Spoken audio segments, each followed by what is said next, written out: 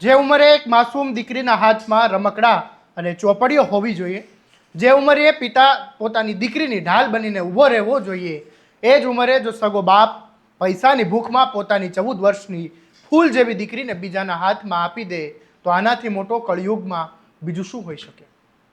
થરાદ પંથકમાં સંવેદનાઓને હચમચાવી નાખે તેવી આ ઘટના. પૈસાની લાલચમાં અનમલેલા પિતાએ પોતાની 14 વર્ષની સગીર દીકરીના બાળ લગ્ન કરાવી દીધા અને બળજબરીપૂર્વક આ લગ્ન કરાવવામાં આવ્યા. અને આટલું ઓછું હોય તેમ સાસરે પહોંચેલી આ નાદાન દીકરી સાથે શારીરિક અડપલા અને દુષ્કર્મ ગુજારવામાં આવ્યું હોવાનો આરોપ લાગ્યો છે. અને આ મામલે થરાદ પોલીસ સ્ટેશનમાં ગુનો પણ નોંધાયો છે. શું છે સમગ્ર મામલો, આવો વિગતે વાત કરીએ આ અહેવાલમાં.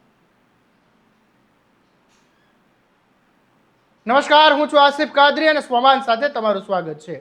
માત્ર 14 વર્ષની દીકરી, જેને દુનિયા કે લગ્ન શું કહેવાય તેની પણ સમજ નહોતી, તે બાળકી, તેના ભવિષ્ય તેના સગા બાપે જ રૂપિયાના ખાતર તેને બરબાદ કરી નાખ્યું. પરિવારનો આરોપ છે કે પિતાએ બંને તરફથી પૈસા પડાવીને દીકરીને બીજા સમાજમાં પરણાવી દીધી અને થરાદના નણાદેવી મંદિરમાં બળજબરીપૂર્વક તેના બાળ લગ્ન કરાવી દેવામાં આવ્યા. સાસરીમાં મોકલ્યા બાદ આ નાની બાળકી પર અમાનવીય શારીરિક અત્યાચાર ગુજારવામાં આવ્યો અને બાળકીની જિંદગી નરકાકાર બની ગઈ. આખરે કુટુંબીજનોએ આગળ આવીને થરાદ પોલીસના દ્વાર ખખડાવ્યા અને આ સમગ્ર કેસમાં સૌથી મોટો વિવાદ પોલીસની તપાસ પદ્ધતિ સામે પણ ઊભો થયો છે.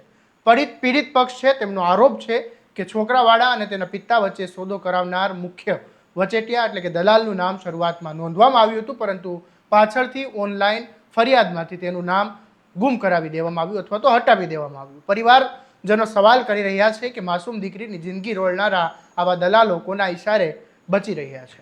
મનીષભાઈ જોશી, જે બાળ લગ્ન પ્રતિબંધિત અધિકારી છે, તેમણે પણ આ મામલે શું કહ્યું એ તમે સાંભળી લો. વાવ થરાદ પંથકમાં થરાદ તાલુકા પોલીસ સ્ટેશનના એક ગામમાં 13 વર્ષની સગીરાના છેડતી બાબતની એક ઘટના મીડિયાના અહેવાલોથી અમને માલુમ પડેલ છે.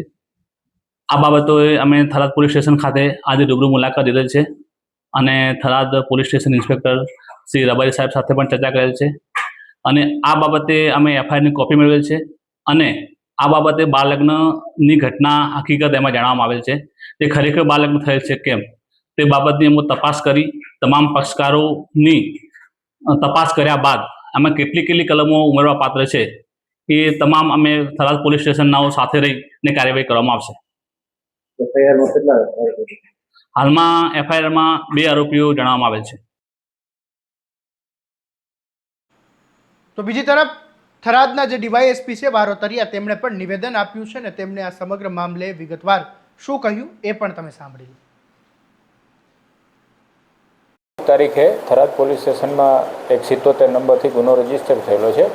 આ ગુનામાં ફરિયાદીના એવા આક્ષેપ છે કે એમના સંબંધીની દીકરી હતી, એમના બાળ લગ્ન થયેલા છે અને એમની સાથે મતલબ એમની જે શારીરિક છેડતીને એવું થયું છે. પોક્સોની એક્ટ મુજબ ગુનો દાખલ થયેલો છે અને આ ગુનો છે એ અમારા થરાદના પોલીસ ઇન્સ્પેક્ટર છે તેના રૂબરૂની ફરિયાદ છે અને હાલમાં પોલીસ ઇન્સ્પેક્ટર થરાદ એની તપાસ ચલાવી રહ્યા છે અને અમારા તરફથી, અમારી કચેરી તરફથી પણ સ્પષ્ટ સૂચના છે કે ઊંડાણપૂર્વક તપાસ કરે અને આમાં જે કંઈ જેટલા લોકો જવાબદાર હોય એ જવાબદાર વિરુદ્ધ કડકમાં કડક કાર્યવાહી કરવામાં આવે.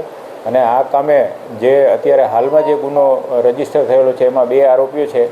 એ 2 આરોપીઓ 7 વર્ષથી નીચેની સજાનો જોગવાઈનો ગુનો હોય એટલે અમારા જે નીતિ નિયમ પ્રમાણે અમારે જે નોટિસ આપીને જે કાર્યવાહી કરવાની હોય છે એ કાર્યવાહી કરેલ છે અને ભવિષ્યમાં પણ આ તપાસમાં અમારું સીધું સુપરવિઝન રહેશે અને જે કંઈ હશે, જે ફરિયાદ પક્ષે જે કંઈ રજૂઆત હશે અને જો વધારે કોઈ સેક્શન ઉમેરવાની થશે તો અમે કલમ ઉમેરી અને આગળની તપાસ વિધિસર કરશું. સરહદી વિસ્તાર છે, આ બનાવો બનતા હોય પણ સામે નથી આવતા, એ બાબતે શું કહેશો?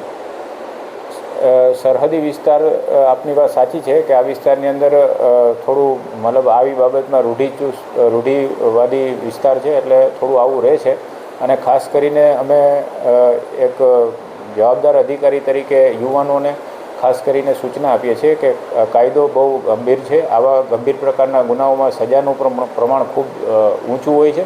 માટે આવું કોઈ પગલું ભરતા પહેલાં થોડું વિચારવું જોઈએ અને સોશિયલ મીડિયાના જમાનાની અંદર બહુ સોશિયલ મીડિયાના પેલા ઇન્ફ્લુઅન્સમાં આવીને આવો કોઈ કૃત્ય ન કરવા જોઈએ.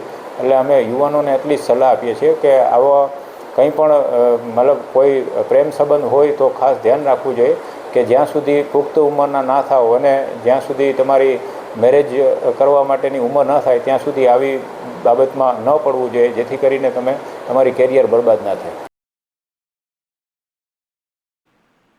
જ્યાં સુધી આવા મામલાઓમાં કાયદો દાખલારૂપ દંડ નહીં ફટકારે ત્યાં સુધી આવી નિર્દોષ દીકરીઓની બલી ચડતી રહેશે. 14 વર્ષની દીકરી સાથે થયેલા અન્યાયમાં કોઈ પણ લાગવગ્યા કે દલાલને છાવરવામાં ન આવે તે જોવાની જવાબદારી થરાદ પોલીસની છે. આ માસૂમને ન્યાય ક્યારે મળશે એ આજનો સૌથી મોટો સવાલ છે. ત્યારે આ મામલે તમારું શું કહેવું છે અમને કોમેન્ટમાં જણાવજો અને આવા જ દરેક અપડેટ માટે તમારા સ્વમાનને સબસ્ક્રાઇબ કરી દેજો. નમસ્કાર.